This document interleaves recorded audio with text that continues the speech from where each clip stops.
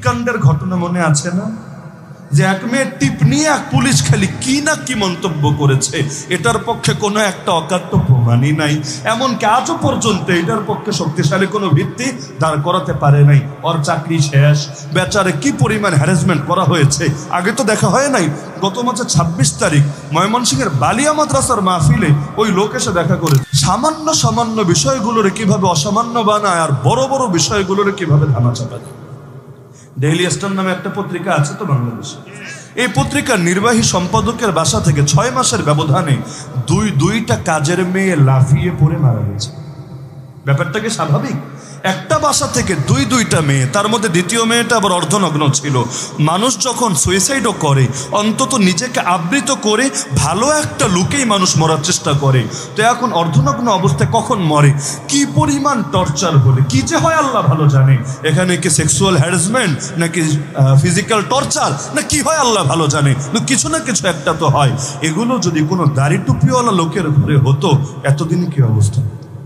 2017 সালে এমসি কলেজে স্বামীকে বেঁধে রেখে স্ত্রীকে ধর্ষণ করে নাই। কিছুদিন আগে আবার জাহাঙ্গীরনগর বিশ্ববিদ্যালয়ে স্বামীকে হল রুমে আটকে রেখে স্ত্রীকে ধর্ষণ করে নাই। আবার আর এক বডি বিল্ডারের স্ত্রী, ফারুকের স্ত্রী, তাকে পর্যন্ত যদি অভিযোগ উঠেছে তদন্ত হলে হয়তো একসময় বাস্তবতা বের হবে অথবা হবে না। এই দেশে সবকিছু তো আর বের হয় না, আল্লাহ ভালো জানেন যে বাস্তব ঘটনা কি। কিন্তু এমন অভিযোগ তো এসেছে যে আইনের পোশাক পরেই তাকে অনৈতিক প্রস্তাব কেউ না কেউ দিয়েছে এবং পরবর্তীতে তার স্বামী সেই অবস্থায় মারা গিয়েছে। দেখবেন এগুলো নিয়ে সুশীলদের কোনো বক্তব্য নাই। কিন্তু এক টিপকাণ্ডের ঘটনা মনে আছে না? যে এক মেয়ে টিপ নিয়ে এক পুলিশ খালি কি না কি মন্তব্য করেছে, এটার পক্ষে কোনো একটা অকাট্য প্রমাণই নাই।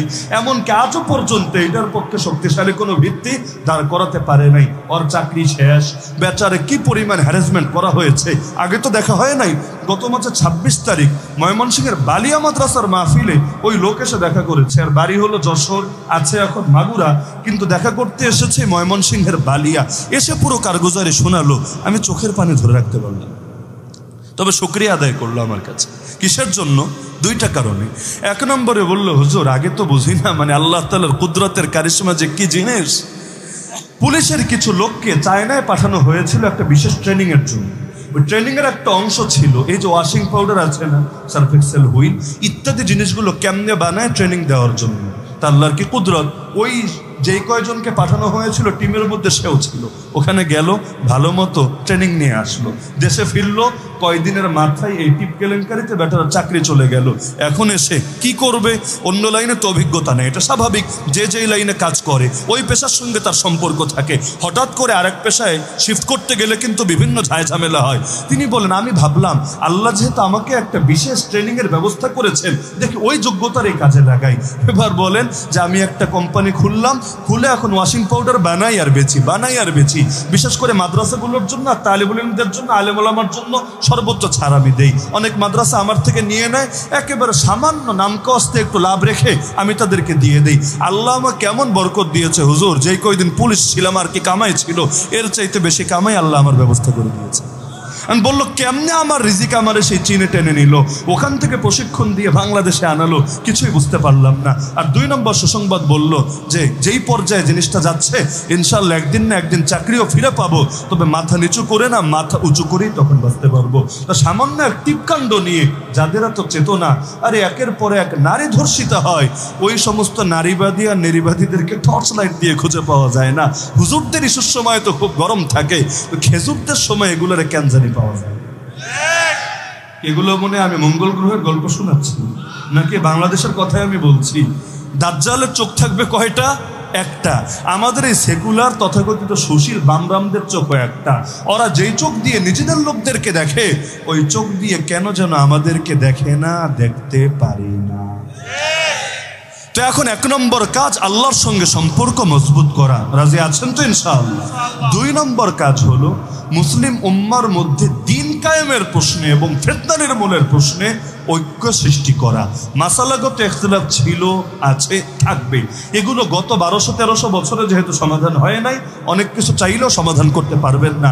সাহাবী যুগেও মাসালাগত ইখতিলাফ ছিল নাকি ছিল না? যদি ইখতিলাফ নাই থাকে তাহলে ভিন্ন ভিন্ন ফতোয়া আসবে কেন? এমনকি ইখতিলাফকে কেন্দ্র করে যুদ্ধ তো হয়েছে তাদের মাঝে। এক যুদ্ধে জঙ্গে জামাল নাম শুনেন নাই? এক পাশে আছেন আম্মাজান আয়েশা রাদিয়াল্লাহু আনহা, আর এক পাশে আছেন শেরে খোদা আলী রাদিয়াল্লাহু আনহু। কারে হক বলবেন আর কারে বাতিল বলবেন?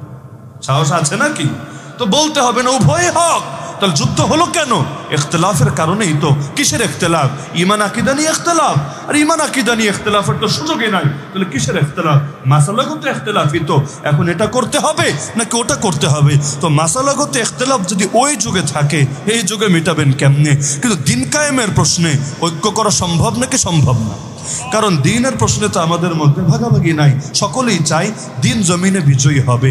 হওয়ার পর এমনকি বড় মজার একটা ঘটনা আছে, যখন পাকিস্তান প্রতিষ্ঠা হলো 1947, আমরাও তো পাকিস্তানের অংশই ছিলাম, তখন তো আর এটা নিয়ে কারো ইখতিলাফ ছিল না। এমনকি বঙ্গবন্ধু শেখ মুজিবুর রহমান উনিও তো পাকিস্তান আন্দোলনের একজন নেতা ছিলেন। তার মানে ওই সময়ের বিবেচনায় পাকিস্তান আন্দোলনটা নিয়ে অন্তত মুসলিম উম্মার মধ্যে এই অংশে যারা আছে তাদের মধ্যে দ্বিমত ছিল না। কিন্তু হওয়ার পর মূল আবেদনটা কি ছিল? এই যে 6 লক্ষ মানুষ রক্ত দিল। কয় লক্ষ জানেন না আপনারা?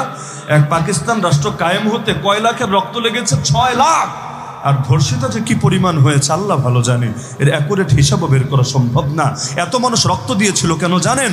সিরফ এই কথার কারণে, সিরফ এই কথা, পাকিস্তান কা মতলব কিয়া লা ইলাহা ইল্লাল্লাহ। ডায়লগ ছিল এটা, পাকিস্তান কা মতলব কিয়া লা ইলাহা ইল্লাল্লাহ। কিন্তু 47 থেকে 2024 একদিনের জন্য কি লা ইলাহা ইল্লাল্লাহ সম্পূর্ণভাবে কায়েম হয়েছিল? হয় নাই। যখন দেশ স্বাধীন হলো তো সেই সময় আলেম ওলামার সকলে গিয়ে ধরলো, আরে এত এত লাখ লাখ মানুষ রক্ত দিল শুধুমাত্র ইসলামের টানে, লা ইলাহা ইল্লাল্লাহ কায়েমের স্বপ্নে। কই, তোমরা তো আমাদেরকে ধোকা দিয়ে বোকা বানালা, এখন তো সেকুলার রাজনীতি করছো, তোমরা তো ইসলামকে কায়েম করছো না। এখন বললো কে জানেন? কোন ইসলাম কায়েম করবো রে মোল্লা? দেওবন্দি ইসলাম নাকি সুন্নি ইসলাম? আহলে হাদিস ইসলাম না মাযহাবি ইসলাম? এখন মুসলমানদের মধ্যে তো দলাদলি আছে, এটা সই। এখন কোন ইসলাম কায়েম করব? তো যেহেতু তোমাদের মধ্যেই মিল নাই, সুতরাং ইসলাম কায়েমের কথা বইলো না, আগে নিজেরা মিল করো, এক হও, তারপর আইসো। ভেবেছিল কি জানেন? মুসলমান কি আর এক হবে নাকি? এগুলো কি এই দেশে সম্ভব নাকি? কিন্তু জানে না, মুসলমানদের মধ্যে যতই বেমিল থাকুক না কেন, আল্লাহু আকবারের আওয়াজ শুনলে আর কেউ বসে থাকতে পারে না। আল্লাহর কি কুদরত! এত বড় বড় গ্রুপিং, এরা বাংলাদেশে কি গ্রুপিং, এর চাইতে বেশি গ্রুপিং কিন্তু পাকিস্তান। বাংলাদেশে কয়জন আলেমরে শিয়ারা মেরেছে? আমার জানা মতে একজনও না, আমার জানা মতে, জানার বাইরে থাকতে পারে। কিন্তু পাকিস্তানের অধিকাংশ বীর আলেমরা মাঠে ময়দানে যারা কাজ করেন, এই শিয়াদের গলিতে একের পর এক শহীদ হয়েছেন। তো বাংলাদেশে যেই হারে মারামারি, এর চাইতে ওরা 1000 গুণ বেশি মারামারি চলে ওই পাকিস্তানে। তো এখন ভেবেছে এগুলো কি আর দমাতে পারবে? আল্লাহর কি কুদরত! সবাই মিলে বসে একসঙ্গে নিজেদের সম্মিলিত একটা খসড়া রূপরেখা বের করলো যে এই বিষয়ে আমরাও একমত, ওরাও একমত, ওরাও একমত। তাআলাউ ইলা কালিমাতিন সাওয়াইন বাইনানা ওয়া বাইনাকুম। সবাই মিলে স্বাক্ষর করে নিয়ে দিয়ে গেল নেতারে। এই যে দেখো নেতাজি, এখানে সবার সাইন আছে, কিসের কওমি, কিসের সুন্নি, কিসের হানাফি, কিসের সেই মাযহাবি লা মাযহাবি, সকলে একমত আছে এই ব্যাপারে। এবারে ইসলাম কায়েম করো। এমনকি শিয়ারা পর্যন্ত সাইন দিয়ে দিয়েছে তাতে। এবার বলে হ্যাঁ ঠিক আছে, এখন করছি। 1 দিন 2 দিন 10 দিন 20 দিন যেতে যেতে সেই 47 থেকে চলে আসলো 2024। আজও পর্যন্ত আর কায়েম করলো না, কারণ কায়েম করার ইচ্ছা ওদের ভেতরে কোনো কালে ছিল। ধর্ম ব্যবসায়ী বলে গালি দেয় হুজুরদেরকে, অথচ সবচাইতে বেশি ধর্ম ব্যবসায়ী সেকুলাররা করে। আর সারা বছর বোঝেন বা না বুঝেন, রাজনীতি আসলে খুব ভালোই বুঝবেন। নির্বাচনের টাইম আসলে দেখবেন নতুন করে মাথায় টুপি, নতুন করে হিজাব নেকাব, নতুন করে নামাজি, নতুন করে মাহফিলের শ্রোতা, নতুন করে মাজারে মাজারে গিয়ে আরে সেই ইবাদত বন্দেগী উল্টে ফেলছে সব কিছু। আরে দিনের প্রেম, নবীর ইশক সব অন্তর থেকে চুয়ে চুয়ে পড়ছে। যেই মাত্র ভোটাভুটি শেষ, আর ইবাদত বন্দেগীও সব শেষ।